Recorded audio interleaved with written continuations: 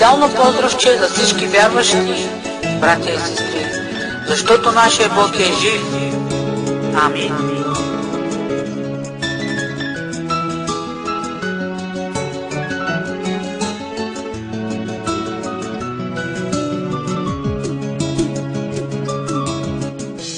Здравейте, приятели!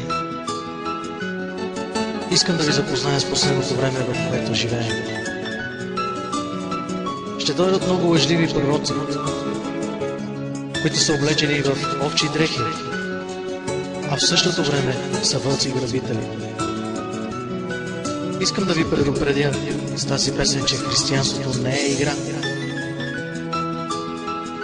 И не можеш да се криеш за твоето служение. Всеки един носи отговорност за това как служи. Ще ви споделя една тайна. Дарбата няма да ви спаси.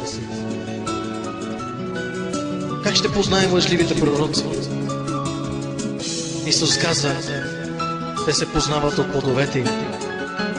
Не всеки, който казва Господи, Господи, ще влезе в небесното царство, а онези, които вършат волята на Отца, който е на небесата. Много хора ще се оправдават, като казват: Господи, в Твоето име пророкувахме. Господи, бесове изгонвахме в Твоето име. Даже и велики дела извършихме в Твоето име. Но за тях отговора е: никога не съм ви познавал, идете си от мене, вие, които вършите беззаконие.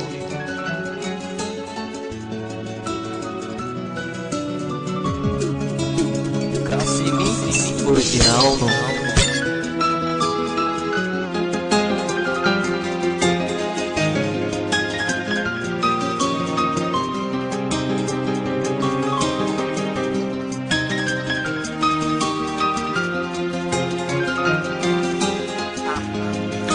Специално поздравче за всички вярващи, братя и сестри, защото нашия Бог е жив. Амин.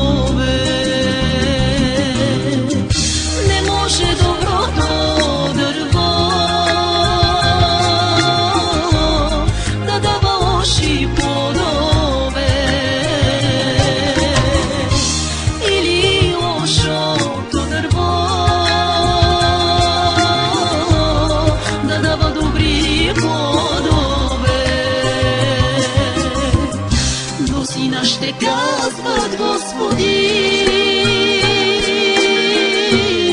в Твоето име пророкувахме,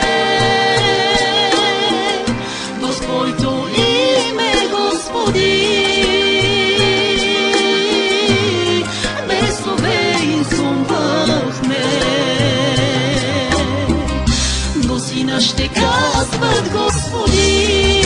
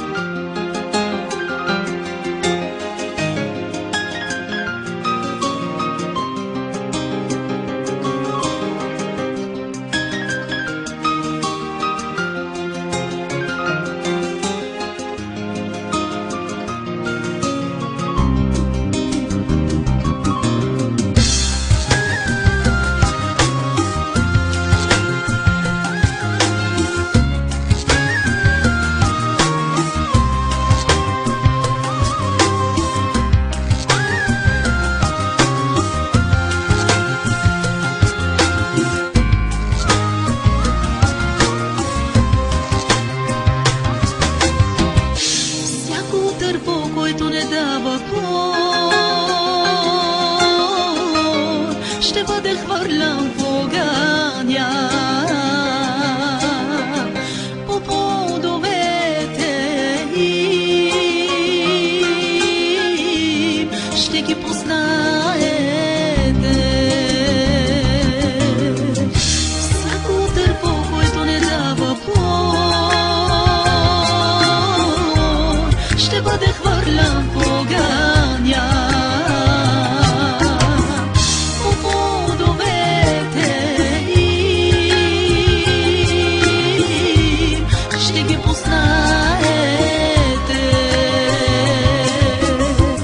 Мнозина ще казват: Господи, в Твоето име пророкувахме, в Твоето име, Господи, бесове изгонвахме. Мнозина ще казват: Господи, в Твоето име пророкувахме, в Твоето име, Господи, бесове изгонвахме.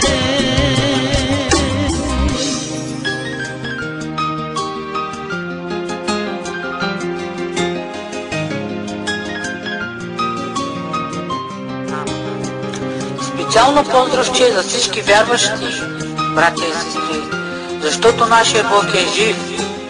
Амин.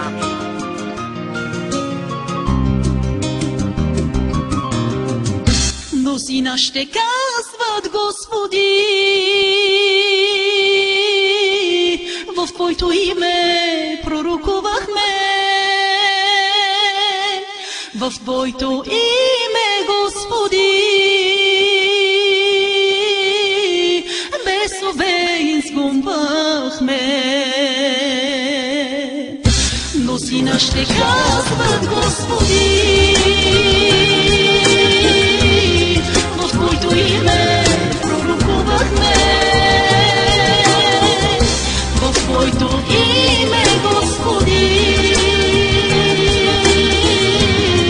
бесове изгонвахме.